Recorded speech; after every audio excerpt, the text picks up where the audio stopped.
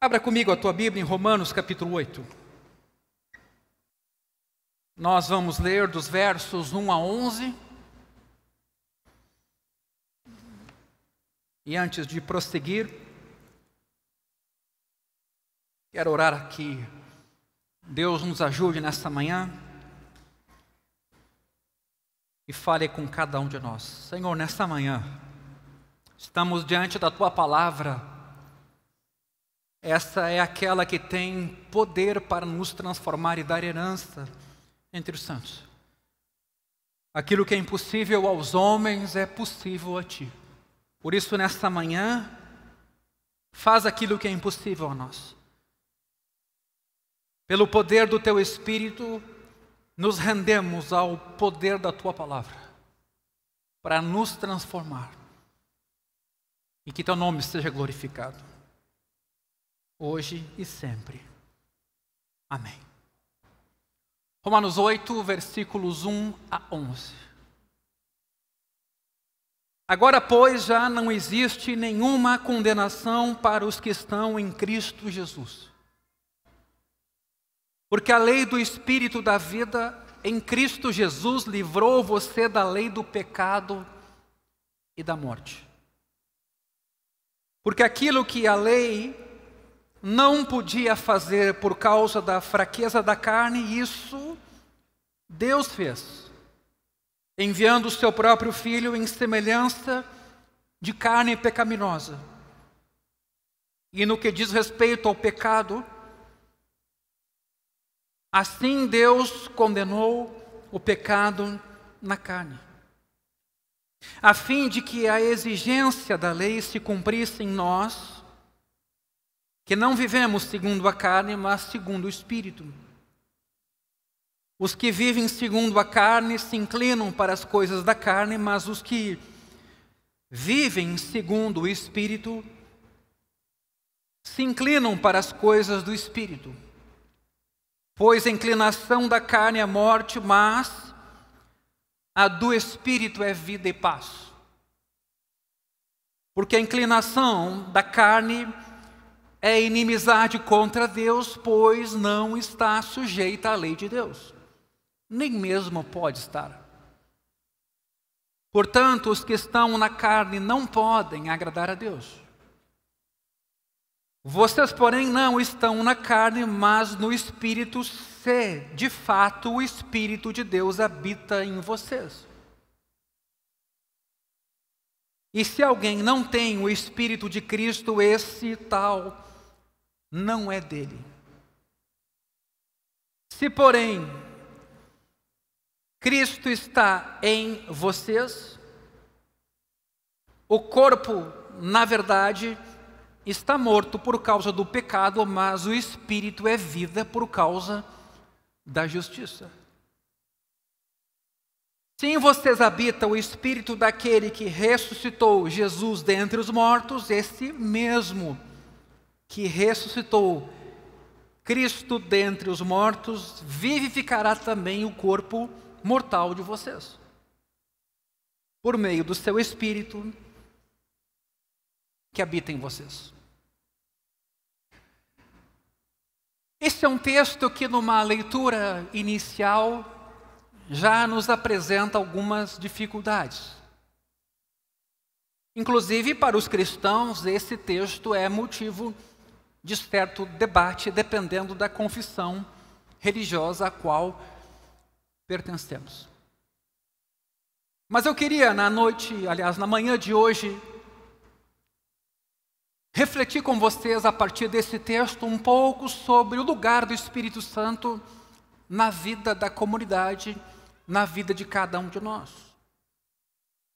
Acho que muitos de nós podemos dizer que sentimos falta, se já tivemos essa experiência, sentimos falta de uma ação mais poderosa, mas genuína, verdadeira, do Espírito Santo na sua igreja hoje. Podemos ver isso olhando para nós mesmos, podemos ver isso às vezes até olhando para a maneira como a gente louva a Deus. Certamente todos nós que dizemos pertencer a Cristo, às vezes nos sentimos pequenos diante dos fracassos pessoais na vida e talvez até no ministério cristão. Somos conscientes de que estamos longe daquele padrão bíblico que tem Jesus, então, como esse exemplo. Somos conscientes que estamos longe também da experiência dos primeiros cristãos. E na leitura dessa semana de Atos, eu acho que deu para ver isso. Somos conscientes de que estamos talvez distantes do cumprimento das promessas claras que Deus fez na sua palavra para com o seu povo no que diz respeito a ser uma igreja viva, cheia do Espírito Santo, cheia de dons.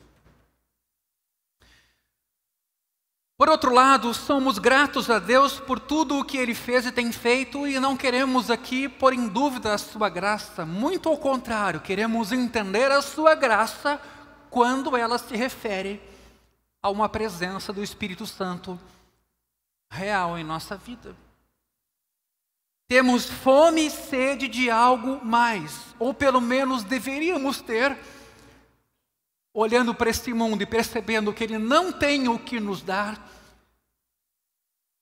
Como C.S. Lewis disse, isso parece indicar que fomos criados para alguma coisa além do que os nossos olhos hoje estão vendo, já que esse mundo não nos supre. Também ansiamos por um reavivamento verdadeiro, pessoal, individual e também da igreja como um todo. Uma visitação sobrenatural e poderosa do Espírito Santo na sua igreja, trazendo profundidade, trazendo crescimento, trazendo também um caráter novo e fazendo também, sim, milagres extraordinários.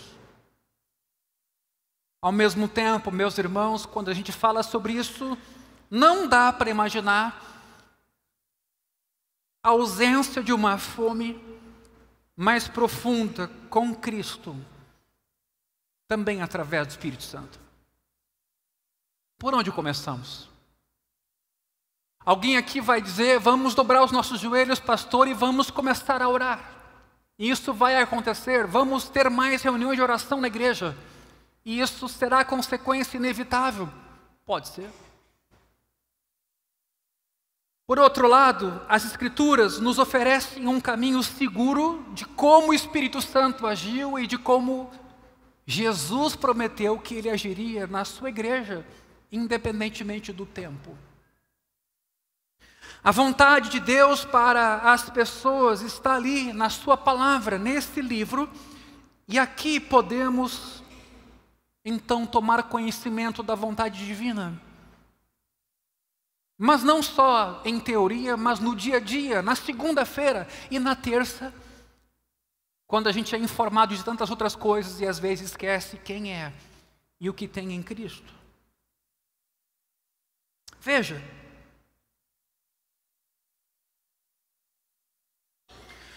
o perigo da experiência particular de indivíduos ou grupos é de tomá-los tais como eles acontecem e tentarmos replicar isso em nossa vida. Evidentemente que experiências individuais e coletivas da igreja cristã com o Espírito Santo são muito importantes. Parte delas estão registradas na Bíblia, parte delas estão registradas na história da igreja. Há situações surpreendentes como a visão que Paulo tem a respeito do Evangelho aos gentios, ou a visão que Pedro tem sobre não considerar o gentio um impuro, de modo a entrar na casa de Cornélio como ele entrou, porque foi visitado por um anjo, e Cornélio também na sua casa foi visitado por um anjo. Uma experiência. Ao mesmo tempo, essas experiências extraordinárias foram confirmadas com a Escritura, na medida em que sempre no Antigo Testamento Israel foi convocado a ser luz para os gentios e não só para si mesmo. Luz para as nações. Em Abraão mesmo, esse chamado aconteceu. Em ti serão benditas todas as famílias da terra. Mas naquele momento, para os judeus, o evangelho se restringia a judeus. Deus teve que intervir. Então a gente tem que ter cuidado e abertura sim para essas experiências, mas avaliá-las e julgá-las de acordo com aquilo que temos de mais seguro, que é a Escritura, é a palavra de Deus. Não devemos ao mesmo tempo cobiçar o que Deus pode ter dado a outros, talvez a outras igrejas. Nem todas serão iguais, escute bem isso. Não seja ingênuo a esse respeito. 2000 anos se passaram e a igreja está aí. O ramo protestante tem diversas divisões. Não falo aqui nem no sentido negativo. O próprio catolicismo, embora tenha uma estrutura mais episcopal e centralizada, tem diversas subdivisões internas. O pessoal critica muito o protestantismo, mas na prática o catolicismo internamente tem diversas subdivisões. Ou seja, não devemos cobiçar o que Deus pode ter dado a outros, nem impor a outros o que Deus pode ter dado a nós aqui como Igreja do Caminho, a não ser que esteja revelado claramente na sua palavra que isto é parte da herança de todo o povo de Deus.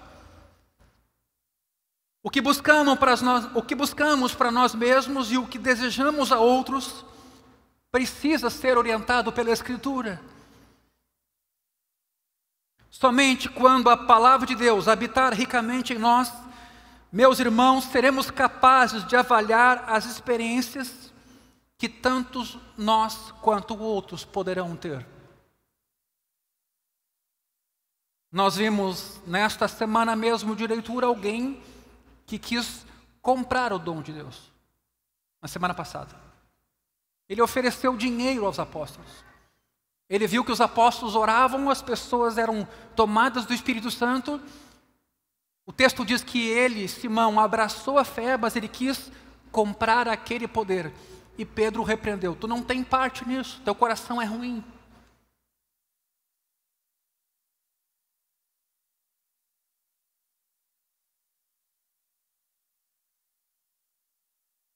A experiência nesse sentido nunca deveria ser o critério da verdade, mas a verdade deve ser o critério da experiência. Sob pena de a gente ter os abusos que mais viralizam hoje em rede social, trazendo descrédito para a igreja, banalizando a pessoa do Espírito Santo. E eu falo claramente aqui a pessoa, porque quando a gente considera o Espírito Santo um poder, parece que a gente está mais autorizado a manipular isso, ou a brincar disso. A gente tem que ter cuidado para que até na nossa crítica, ou em críticas mais sarcásticas, que eventualmente alguns fazem, que a gente não comprometa que existe uma pessoa chamada Espírito Santo que faz coisas extraordinárias, que é poderoso, que é Deus. Não é só um poder que a gente comanda e ordena. Isso não é para nós. É Deus, Espírito Santo. Nesse sentido, meus irmãos, a revelação do plano de Deus na Bíblia deve ser buscada, e aqui começa a ficar um pouco apertado o caminho, deve ser buscada em passagens didáticas da Bíblia. Porque é possível tirar da Bíblia pretexto para qualquer tipo de prática mágica. Se você isolar aquele texto, você, a partir da Bíblia, cria qualquer coisa. Uma suposta doutrina de reencarnação, lançar sortes, jogar búzios. Dependendo do que você faz, isoladamente você tira dela ensinos que ela não traz. Por isso que então, nesse sentido, é importante olhar para as passagens didáticas e não para as narrativas, que apenas descrevem o que aconteceu, mas não necessariamente recomendam que a igreja faça a mesma coisa. Para ser mais preciso, é importante buscar então essa referência nos ensinos de Jesus, nos seus sermões, nos escritos dos apóstolos, e ter cuidado com as seções narrativas do livro de Atos. Cuidado. O que a Escritura descreve como acontecido não precisa necessariamente acontecer conosco. Necessariamente. Porém, daquilo que nos é prometido, aí sim devemos nos apropriar. Não estou dizendo que passagens descritivas da Bíblia não têm valor. Eu vou explicar isso um pouco melhor em seguida. Por quê? Porque Paulo escreveu que toda a Escritura é inspirada por Deus e é útil. Porém, o que é descritivo tem valor somente quando é interpretado por aquilo que é didático. Porque daqui a pouco a gente pega um fato, a narrativa de uma situação, e não tem logo a seguir uma interpretação daquilo, e copia e cola e acha que tem que fazer a mesma coisa hoje. Algumas narrativas bíblicas que descrevem acontecimentos interpretam a si mesmas, porque elas têm um comentário explicativo. As parábolas são um exemplo disso. Enquanto outras não podem ser interpretadas sozinhas, mas somente à luz do ensino doutrinário ou ético da Bíblia como um todo. E é evidente que para isso se requer um certo preparo. Vou exemplificar agora. Paulo nos diz que as coisas pelas quais Israel passou no deserto, 1 Coríntios 10, 11, podemos projetar aqui, serviram de exemplo e foram escritas como advertência para nós. Ele está se referindo àqueles episódios em que o julgamento de Deus caiu sobre eles. Ou seja, passagens narrativas aqui estão sendo usadas para um ensino específico. Porém, seu valor não está na descrição do que aconteceu apenas em relação ao que Israel vivenciou naquele momento no deserto. O valor está na explicação.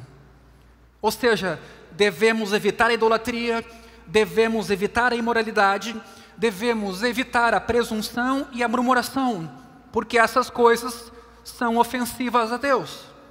Como sabemos disso? Porque o julgamento de Deus sobreveio ao povo.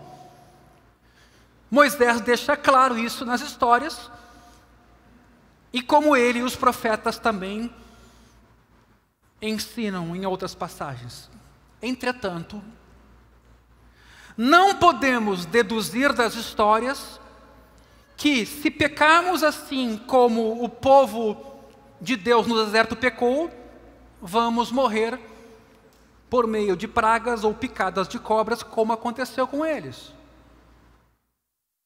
Ou seja, então, de novo, é um exemplo do que aconteceu com o povo. Eles foram julgados, foram mortos através de serpentes, inclusive. Mas o objetivo ali não é dizer com o tipo de morte que se morre, mas que se praticou idolatria, e que nós tenhamos isso em conta. Por exemplo, Ananias e Safira, em Atos capítulo 5, mentiram. É um fato descritivo ali. Eles morreram por causa disso. Agora, daí a deduzir que toda mentira será punida com morte, é ir além do que o texto bíblico está dizendo. Porque alguns poderiam dizer, poxa, mas então por que hoje as pessoas morrem com essa cara de... mentem com essa cara de pau e nada acontece? Deus então está falhando na sua palavra? Não. O texto de Atos descreve o que aconteceu naquele caso e sobreveio o temor a todos os habitantes. O ponto ali principal não é o tipo de morte ou punição, mas a mentira em si. Outro exemplo. Em 2 parágrafos de Atos, Lucas nos diz que os primeiros cristãos em Jerusalém venderam muitos dos seus bens, tinham o restante em comunhão e distribuíam bens e dinheiro à medida que alguém tinha necessidade. Atos capítulo 2, a gente sabe disso. Diante desses textos, devemos deduzir que eles estabeleceram um padrão que todos os cristãos devem imitar, de maneira que a propriedade privada é proibida aos cristãos. Há quem pense assim.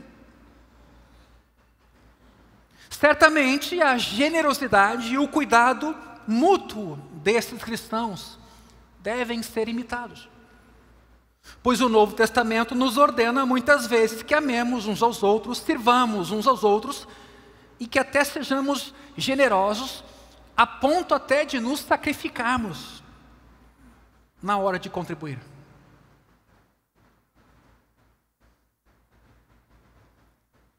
Mas não é esse o caso. O próprio texto de Atos 5, versículo 4, mostra que Ananias e Safira não precisariam ter vendido aquele campo, poderiam ter mantido o campo em seu próprio poder. Quando Paulo escreve a Timóteo, ele escreve também aos ricos, que sejam generosos, piedosos. Não diz para eles, deixem de ser ricos. Não diz. Entende que na igreja havia gente rica.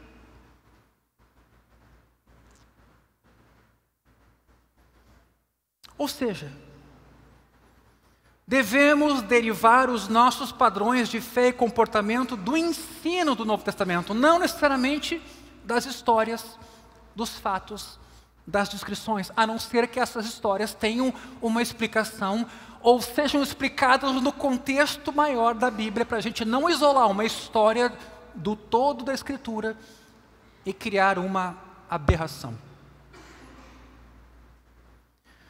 Por fim, meus irmãos, ao começarmos esse assunto, nossa motivação ao buscarmos aprender o propósito de Deus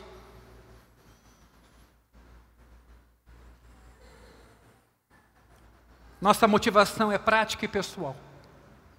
Não é acadêmica nem polêmica. Pensar agora e lidar com o tema do Espírito Santo. Nós somos irmãos e irmãs na família de Deus. Nos amamos mutuamente, estamos cooperando em conhecer a vontade de Deus a fim de que possamos abraçá-la com consciência e recomendá-la a outros. Assim, de acordo com a Escritura, queremos hoje verificar o significado da promessa do Espírito e se isso é a mesma coisa do que falar em batismo do Espírito. E se Deus permitir, no futuro, queremos também falar sobre plenitude do Espírito, fruto do Espírito e dons do Espírito Santo na sua igreja hoje. Meus irmãos, vida cristã não existe sem ser uma vida no Espírito. Eu não sei se alguns de nós imaginam que a conversão à fé é um processo meramente intelectual. E aí uma recomendação para os pais que encaminham as suas crianças para o batismo. Não é o ensino que trará a elas a experiência do novo nascimento.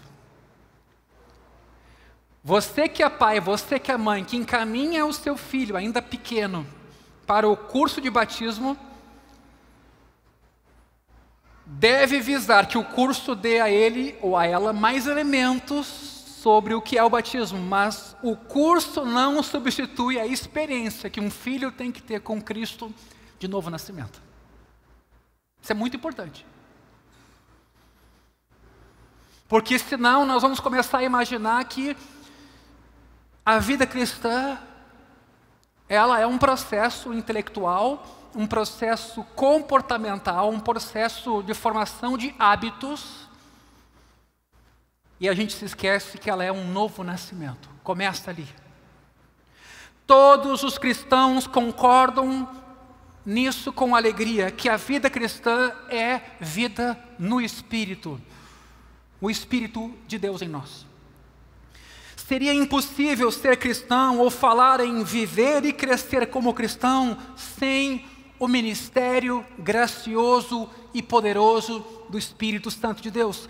Meus irmãos, tudo o que temos e somos como cristãos se deve a Ele. Assim, cada cristão tem uma experiência do Espírito Santo desde os primeiros momentos da sua vida cristã. Talvez alguns ainda não tiveram essa experiência. Para o cristão, a vida começa com um novo nascimento. E a Bíblia diz que o novo nascimento é um nascimento do Espírito. João capítulo 3, versículo 3 em diante.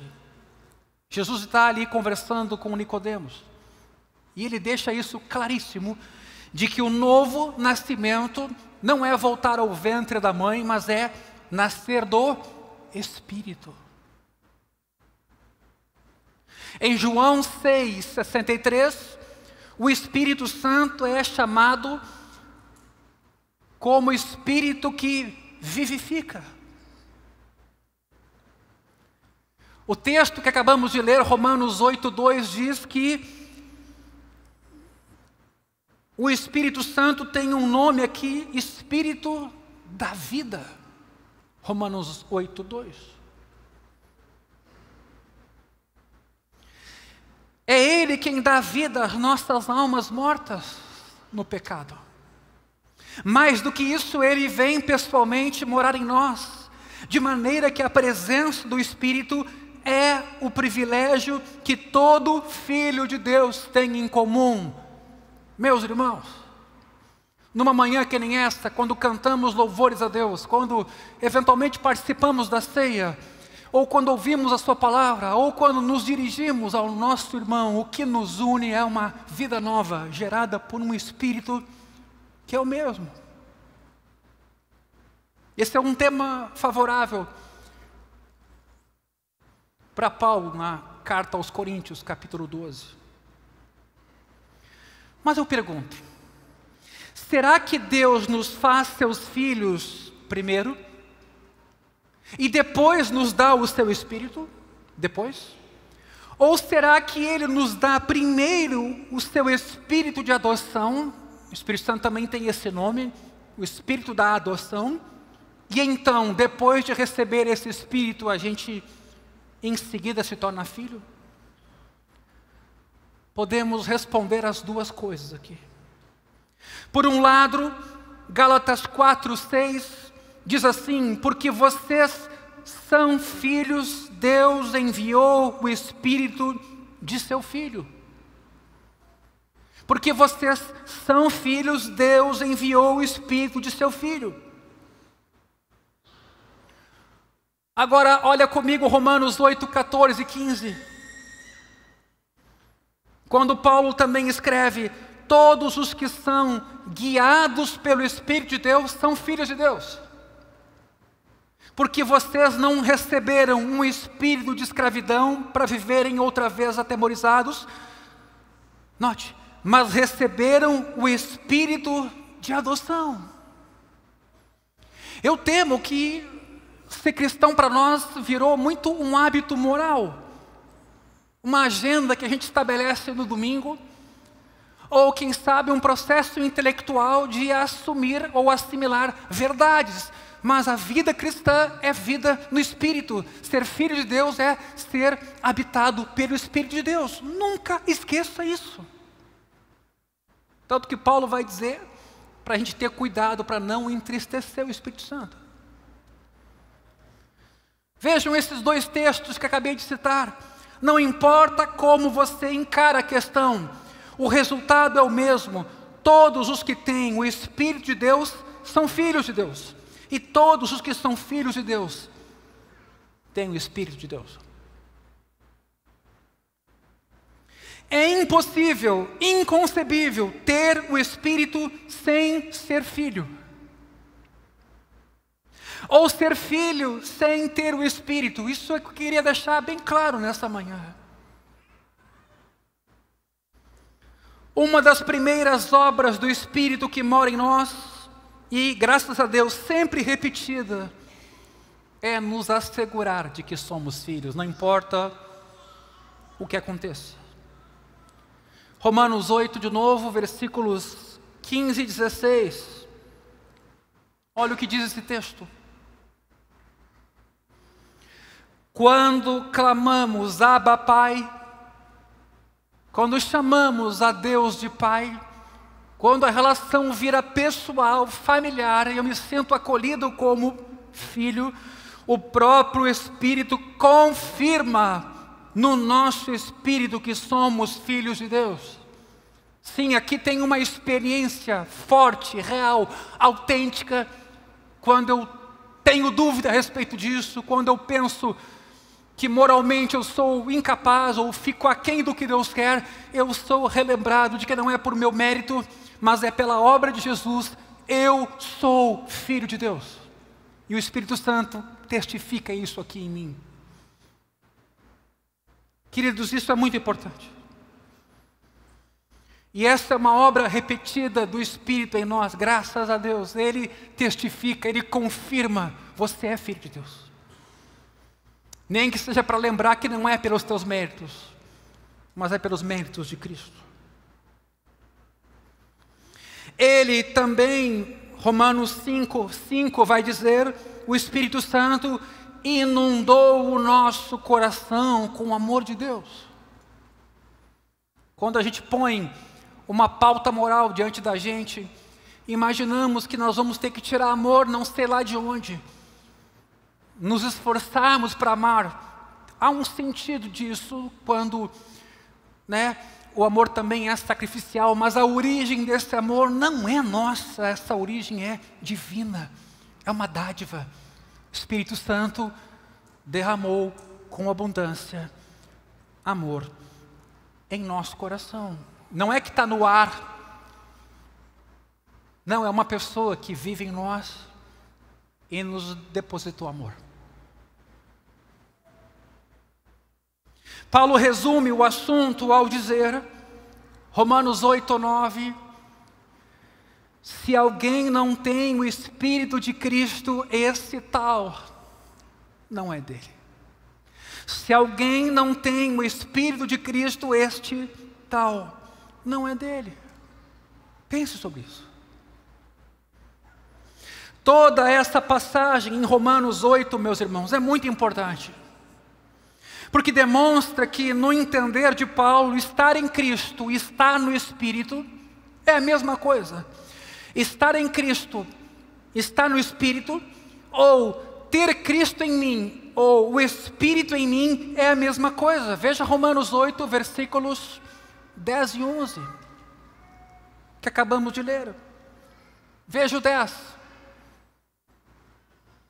Cristo está em vocês. Agora o 11. Se em vocês habita quem?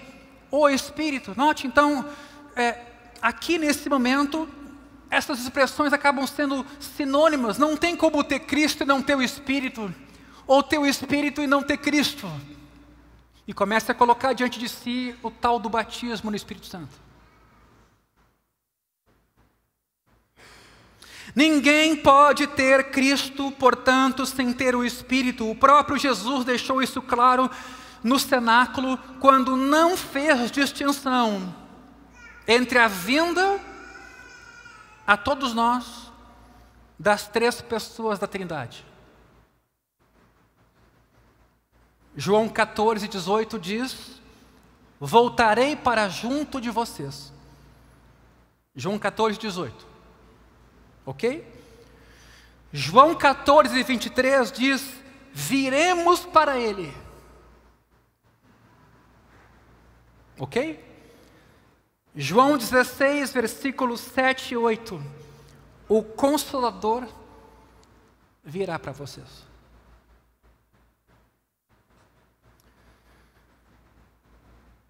Depois que Ele vem a nós, passando a residir em nós, tornando o nosso corpo seu templo, Paulo fala sobre isso em 1 Coríntios 6.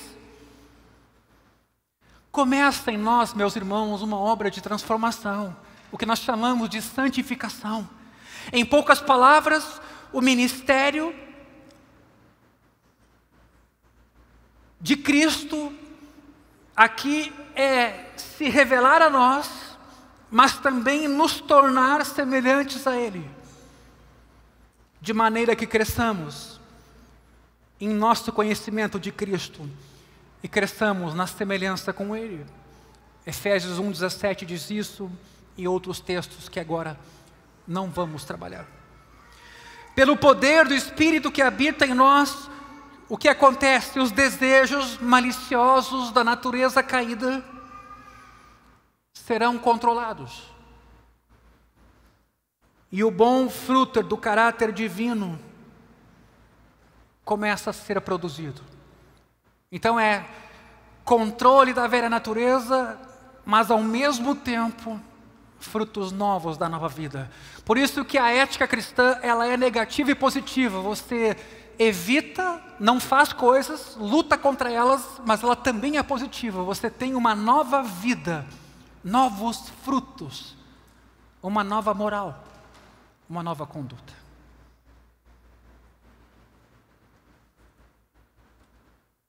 Pelo poder do Espírito Santo que habita em nós, os desejos então são subjugados e um novo fruto vem. Da mesma forma, o Espírito não é uma propriedade particular, que ministra somente aos cristãos de forma individualizada.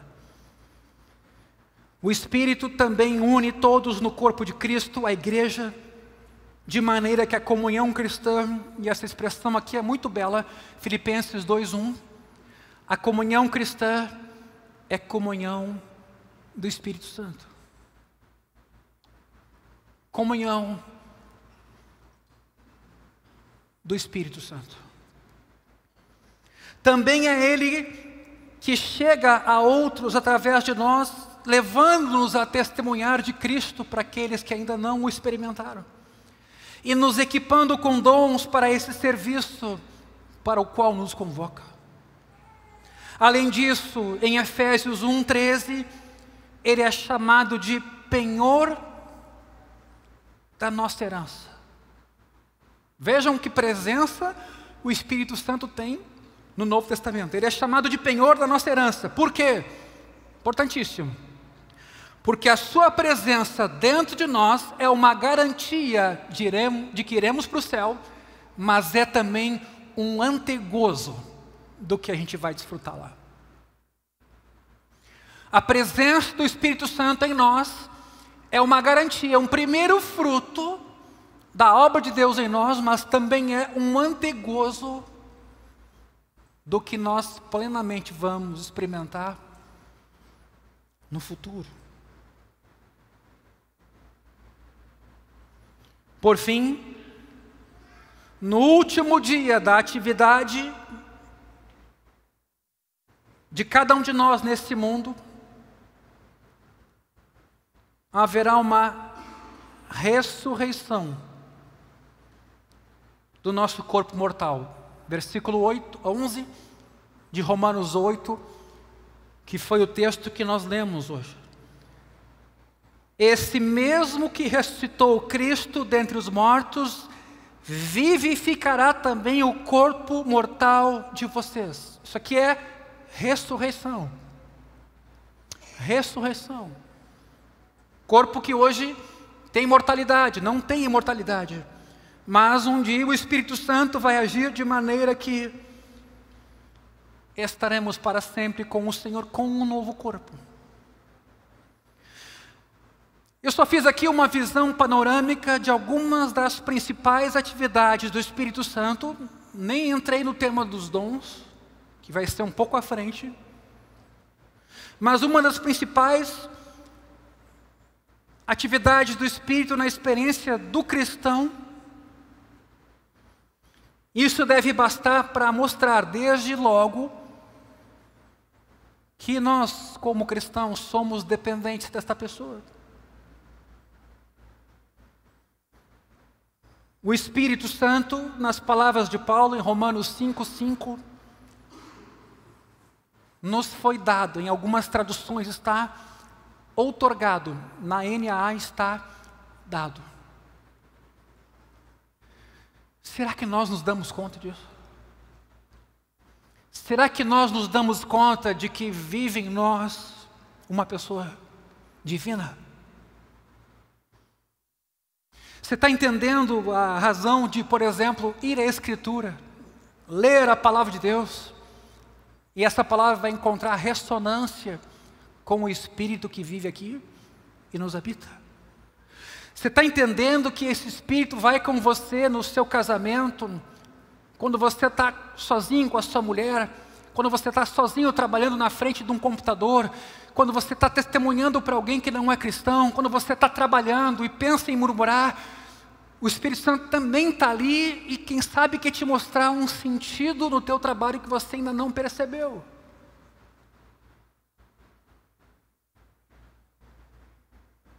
O Espírito nos foi dado, meus queridos. Todavia, será que esse dom do Espírito prometido é a mesma coisa que batismo do Espírito Santo? Que é uma coisa mais comum hoje entre pentecostais. É nesse ponto que as convicções divergem. Alguns vão dizer sim, é a mesma coisa. Outros vão dizer não. Os que dizem não creem que dom e batismo são diferentes e passam a ensinar então que o batismo é uma segunda experiência subsequente que segue aquela primeira, embora com características semelhantes, é o mesmo Espírito. Mas para quem acredita que nascer do Espírito e ser batizado pelo Espírito é idêntico, é a mesma coisa,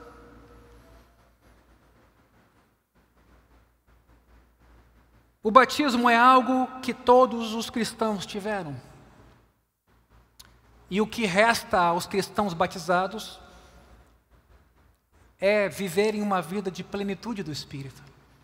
Constantemente buscarem ser cheios do Espírito. Eu nunca esqueço um jovem, e já disse isso aqui, que me procurou cheio de dilemas,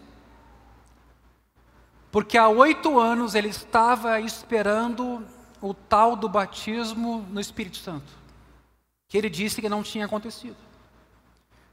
Qual era a conclusão dele? Pois é, pastor, é por isso que eu estou pecando, é por isso que eu não consigo vencer o pecado, porque eu sei que quando o Espírito Santo me batizar, aí eu vou ter pleno poder contra o pecado. Eu olhei para ele assim...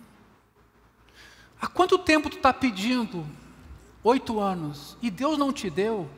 Não me deu, pastor. Eu não entendo por que Deus não me deu. E eu fiquei perguntando também, por que Deus não deu? O doador da vida.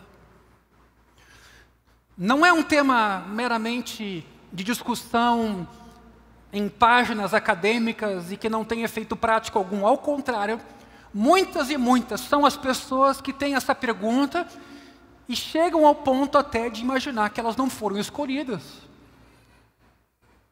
Põe em dúvida, talvez até alguma das virtudes de Deus, como o amor. Ou justificam comportamentos com os quais todos nós temos que lidar. E eu me refiro aqui ao pecado.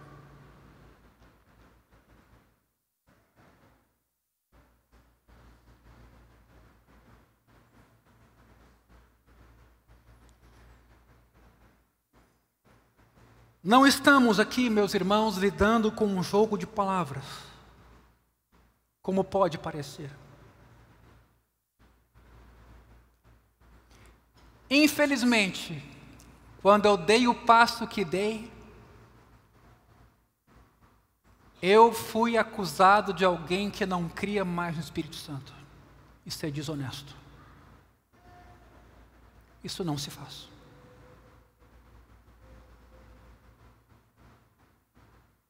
Por acreditar numa vida cheia do Espírito Santo, por buscar isso, por ensinar isso, por acreditar que os dons não cessaram. Eu não sou cessacionista. Quem sou eu para dizer que Deus encerrou suas ações extraordinárias. Agora, porque meramente eu não referendei uma suposta segunda experiência normativa para todas as pessoas, se fez um recorte dessa minha fala e se passou a dizer esse tipo de inverdade, que eu levo numa boa. Assim como já disseram que os nossos cultos aqui parecem uma missa, porque a gente recitou o credo apostólico. O que eu vou dizer? Então nós vivemos dias complicados, delicados, isso sempre foi assim. Até eu acho que com a gente é bem leve, perto do que poderia ser. Então a minha proposta é a gente olhar para a Escritura. E é uma pena, acabei fazendo uma introdução. Na semana que vem nós vamos entrar nesse tema e olhar para o Novo Testamento e de forma segura perguntar à Bíblia se é possível tornar obrigatória, como pré-requisito, uma segunda experiência, e o que Paulo ou Lucas, que escreveu Atos, estava dizendo quando falava ali no batismo do Espírito Santo. Eu acho que isso poderia ser resolvido de uma maneira muito mais simples. Eu creio numa vida cheia do Espírito Santo. Eu creio no poder do Espírito Santo. Eu creio em milagres. Eu creio na plenitude do Espírito Santo. Ponto. Isso por si me daria condições de fazer parte de um movimento tido como carismático, talvez não pentecostal clássico, mas carismático, no sentido de uma igreja que quer guardar a tradição da fé, mas que acredita na ação viva e poderosa do Espírito Santo na vida de cada um de nós. Não era necessário, por causa deste tema, alguns irem adiante para dizer que a gente não acredita no Espírito Santo. Mas eu vou tocar nesse assunto na semana que vem, porque eu acho que até já passou bastante tempo e eu deveria ter exposto esse tema de forma bíblica, bem arrazoada, para que as pessoas saibam o que a Igreja do Caminho, inclusive, acredita nesse particular. E como Deus vai nos orientar nessa jornada. Mas eu queria nessa manhã que você pelo menos ficasse com essas verdades que a gente aqui trouxe de maneira muito simplória. Mas eu quero ainda, para concluir, me deter num versículo desse capítulo, talvez um dos mais polêmicos, que é o versículo 4, que eu convido você a ler comigo de novo.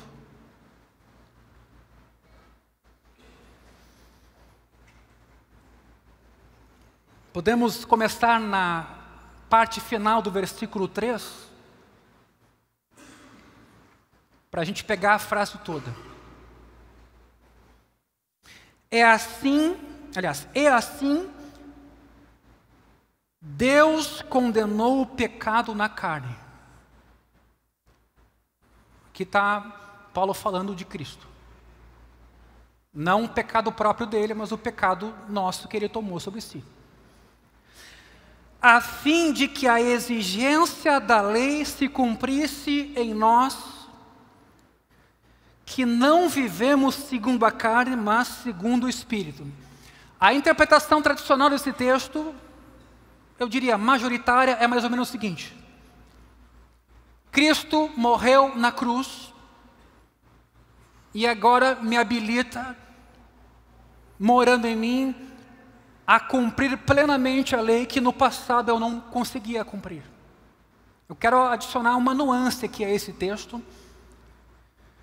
para a gente não imaginar que agora Cristo em nós nos fará perfeitos. Para a gente não imaginar que nascer de novo é quase que como agora eu passar a ter uma perfeição moral e conseguir então dar conta da lei. Se você entender bem esse capítulo 8, você vai observar que há dois ministérios aqui, o da lei e o do Espírito. Isso vai ser importante para a semana que vem. Quer dizer, sim, é fato que desfrutar do Evangelho, passar pela experiência do novo nascimento, ter Cristo no nosso coração é revolucionário. Uma nova moral se cria em nosso coração. Os motivos corretos para ser moral também são nutridos e alimentados, mas eu continuo sendo um pecador. Então, o que para mim aqui esse texto está dizendo, mais do que uma nova moral, também é, porque Jeremias promete isso, nas suas leis imprimirei a minha lei, derramarei do meu espírito sobre eles e farei com que andem nos meus caminhos, sim. Mas além disso, é a noção de que opera em nós o ministério do Espírito, o Evangelho, que de verdade faz com que eu reconheça que sou pecador, tropece, me levante de novo e siga adiante. Coisa que com a lei externa, isso não acontecia. Eu vou explicar isso um pouco melhor na semana que vem, mas aqui quero citar um comentário de um biblista reconhecido sobre esse versículo 4. A santidade cristã não consiste numa penosa conformidade a preceitos particulares de um código externo de leis. Esse era muito o sentido da lei. Você tinha que se conformar a ela. E todo o povo de Israel, etnicamente falando, tinha obrigação com a lei. Antes, a santidade é uma questão de o Espírito Santo produzir seu fruto na vida do crente, reproduzindo aquelas graças que só se viram na vida perfeita de Cristo. A lei prescrevia uma vida de santidade, mas ela era incapaz de produzir essa vida. Ela me mostrava o meu pecado. Ela me mostrava a minha incapacidade. Por quê? Porque o material humano no qual tinha a lei de trabalhar era inadequado, pecador. Porém, o que a lei foi impotente para fazer, Deus faz agora por meio do seu Filho. Agora que o próprio Filho de Deus, enviado à terra em semelhança de carne pecaminosa, entrega a sua vida como oferta pelo pecado em benefício do seu povo, o pecado recebe uma sentença de morte.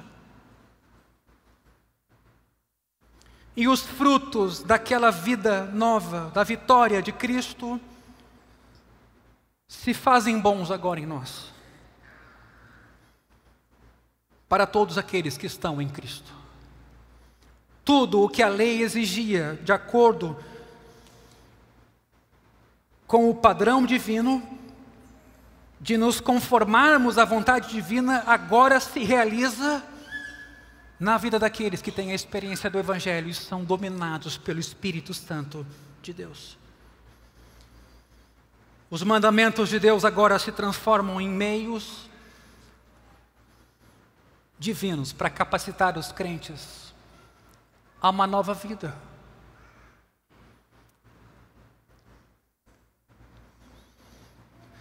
Laborar e correr me manda a lei, contudo não me dá os pés nem as mãos. Mas o Evangelho traz melhores novas, me convida a voar, me dá asas. Repito. Laborar e correr me manda a lei, contudo não me dá nem pés nem mãos para tanto, mas o Evangelho traz melhores novas, me convida a voar e me dá asas. Agostinho, a respeito desse texto, diz assim: a graça foi dada para que se cumprisse a lei. Meus irmãos, somente depois que a nova criação veio à luz pela morte e ressurreição de Cristo, é que se torna possível a Deus enviar o seu Espírito aos nossos corações. E com esse Espírito em nós novo, vem vida, liberdade e vem poder contra o pecado. Os que vivem pelo Espírito, como Paulo diz, produzem frutos do Espírito. A videira não produz uvas por um decreto do governo, elas são o fruto da vida da videira. Assim, a conduta que se harmoniza com o padrão do reino não é produzida por nenhuma exigência. A tentação que nós temos hoje de exercer o controle, a tentação que nós temos hoje do moralismo, de imaginar que o Evangelho é forçar pessoas a terem certos comportamentos. O Evangelho é moral também, mas é uma nova moral. Resultado do que Jesus fez, com o Espírito Santo em nós, produzindo novos frutos.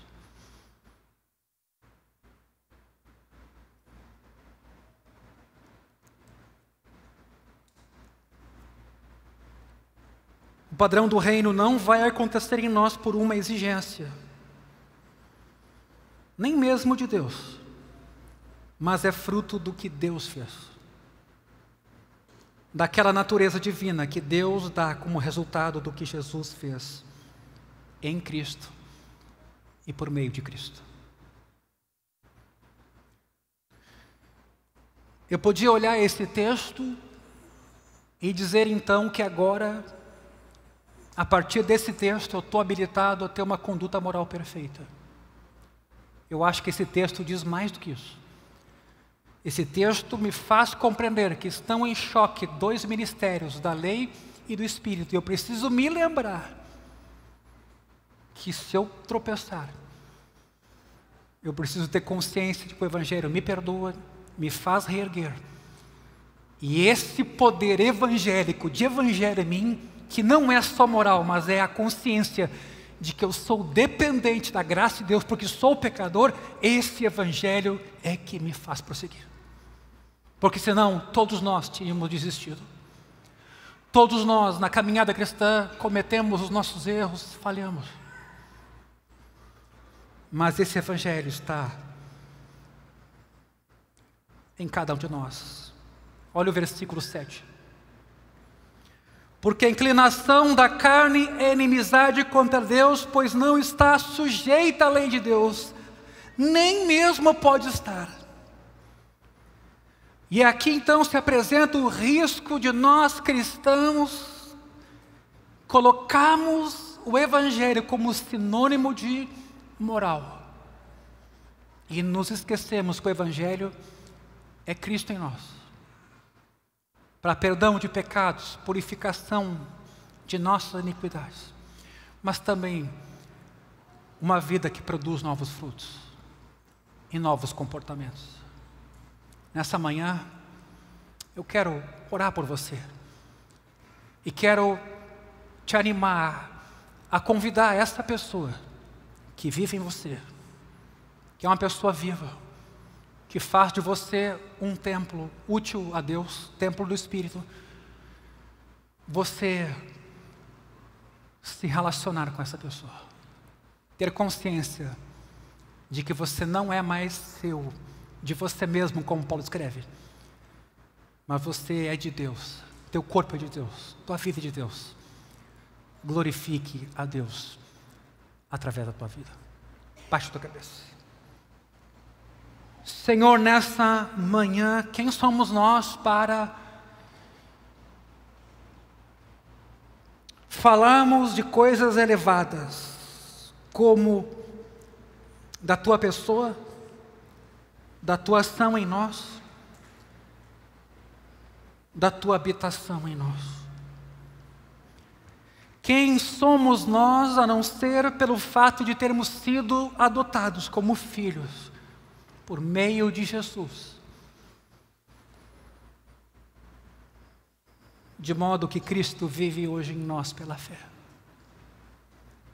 Eu peço nesta manhã o Espírito Santo de Deus, enviado à igreja como Consolador, o qual o próprio Jesus disse que habitará para sempre conosco. Eu peço,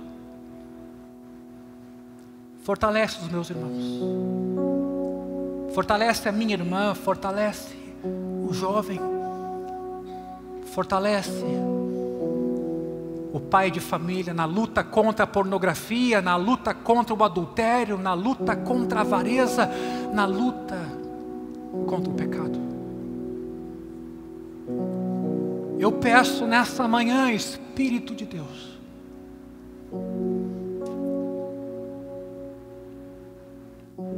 mexe com cada um de nós. Desperta aquilo que ficou adormecido, quem sabe, que ficou ofuscado, que foi negligenciado.